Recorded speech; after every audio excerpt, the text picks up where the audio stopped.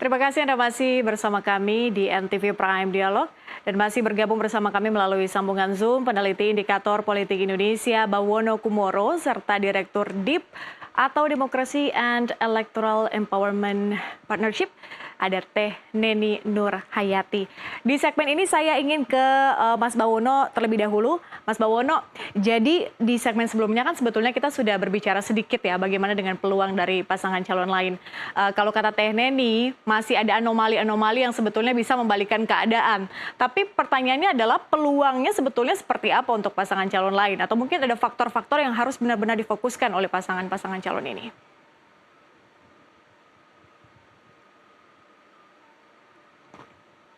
Iya, dengan gap yang terlalu jauh ya, secara signifikan secara statistik dan juga jumlah undecided voter yang berdasarkan hasil survei kami sudah kecil di Kecil. bawah 10%, dan sisa waktu yang kurang 7 hari atau bahkan 3 hari sebelum memasuki masa minggu tenang, rasanya sangat sulit untuk terjadi atau membalikan keadaan bagi tiga pasangan calon lainnya. Katakanlah baik Pak Ahmad Saiku Ilham Akbar Habibie maupun Acep Adang Ruhyat Gita dan Pak JJ Ronald gitu ya, agak sulit untuk mengejar ketertinggalan dengan gap yang sangat jauh dan sisa waktu 6 hari menuju hari pemilihan.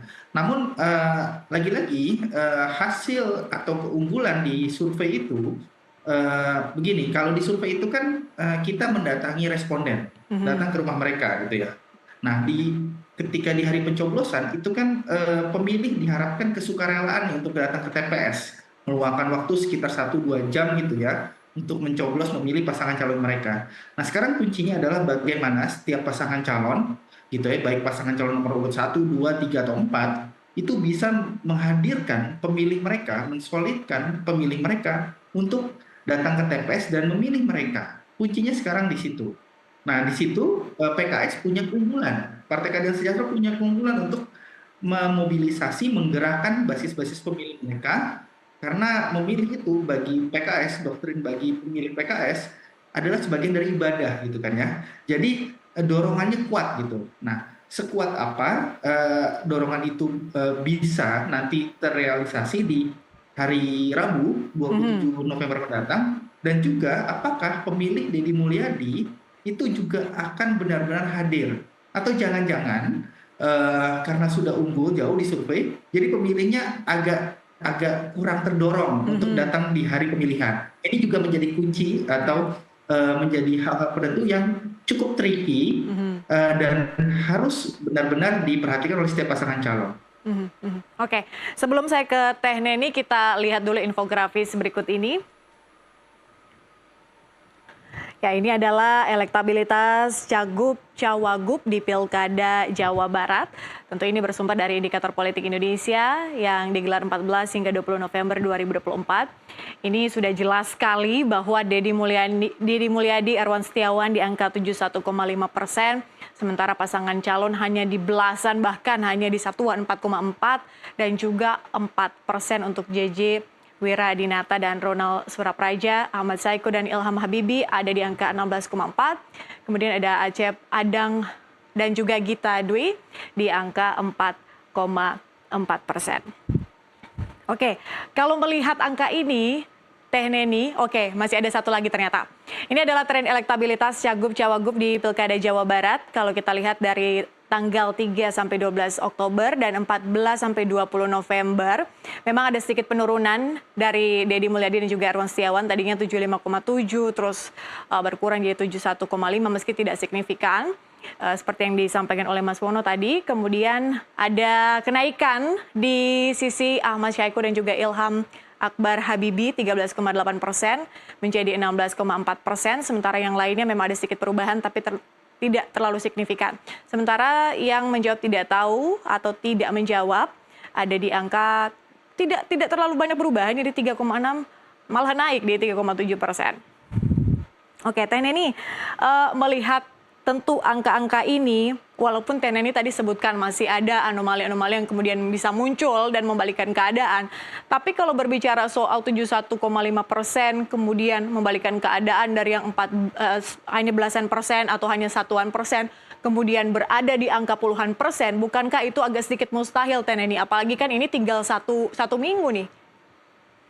Iya betul, tadi menarik apa yang disampaikan oleh Mas Bawono. Saya kira memang gambaran pilkada saat ini, Mbak, dengan pilkada sebelumnya gitu ya, di pilkada 2024 ini agak sedikit berbeda memang dengan pilkada-pilkada sebelumnya, karena umumnya perilaku politik pemilih di Jawa Barat yang kita tahu gitu ya, di mana pemilih saat ini sudah memiliki preferensi politik sendiri. Kalau kita lihat memang sosok Deddy Mulyadi juga nyaris diterima oleh semua kalangan masyarakat di Provinsi Jawa Barat.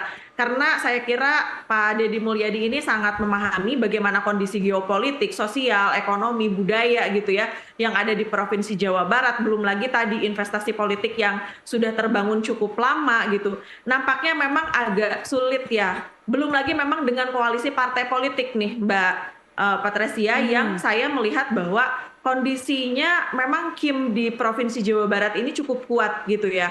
Ya, pilkada di Jawa Barat memang selalu kompetitif, tapi lagi-lagi kali ini memang sangat berbeda dengan pilkada-pilkada sebelumnya. Tetapi tadi saya sepakat dengan apa yang disampaikan oleh Mas Bawono. Sebetulnya selain bagaimana mendorong pemilih di teman-teman PKS, kemudian juga Nasdem dan juga PPP untuk datang ke TPS, pastikan dulu bahwa pemilih itu tercatat dalam daftar pemilih gitu ya. Karena bisa jadi kemudian memang ada beberapa misalnya yang tidak, ini bukan hal yang krusial deh untuk memastikan data pemilih, data konstituen itu terdaftar atau tidak dalam data pemilih. Padahal ini menjadi hal yang sangat krusial. Bagaimana kemudian pemilih mau datang ke TPS ketika belum tercatat dalam data pemilih.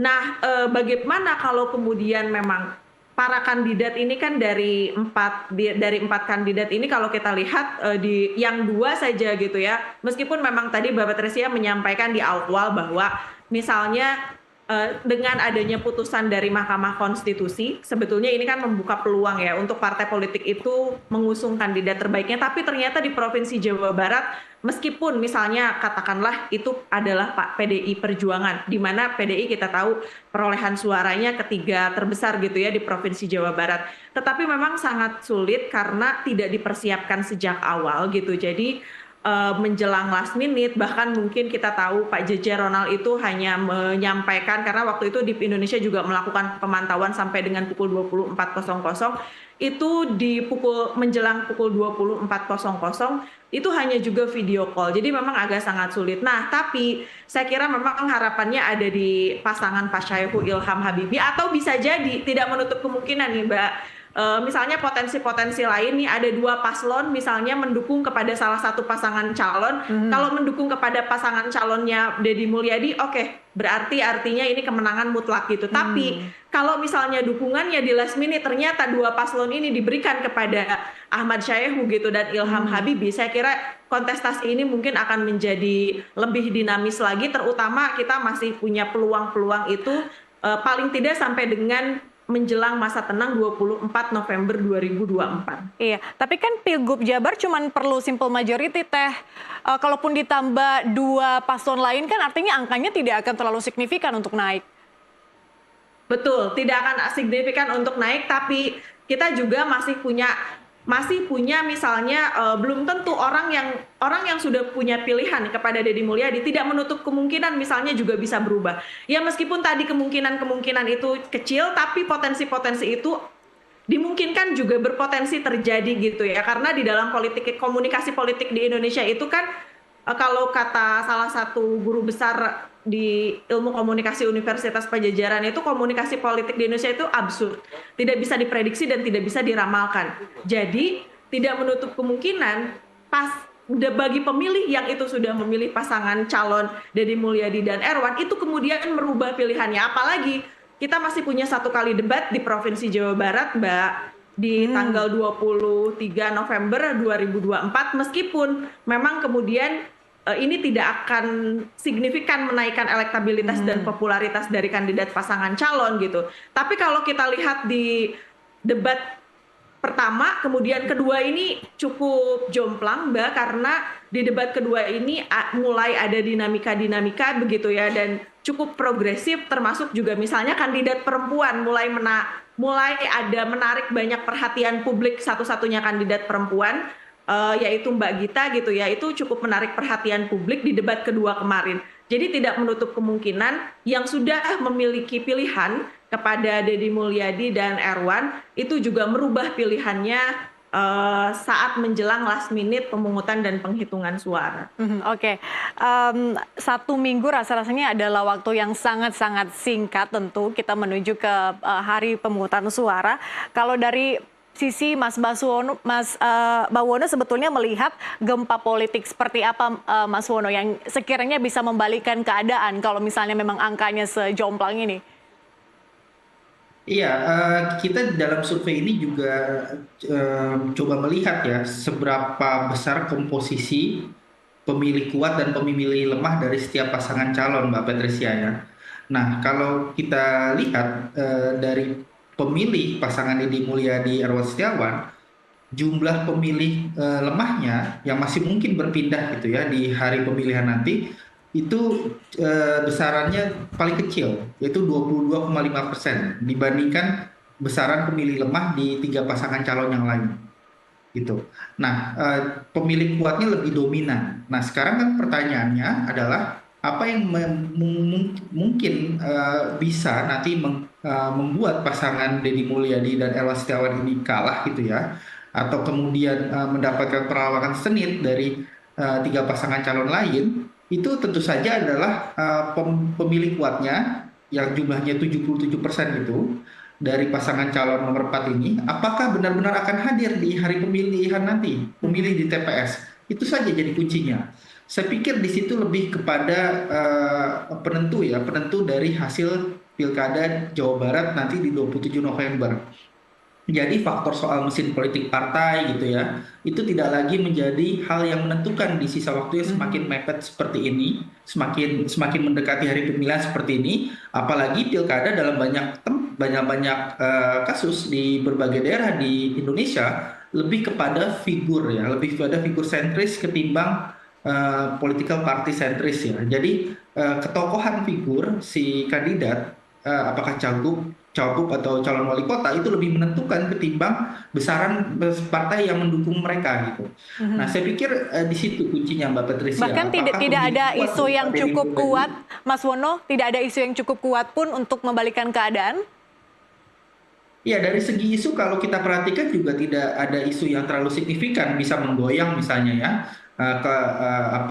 keunggulan elektabilitas dari Deddy Mulyadi gitu ya.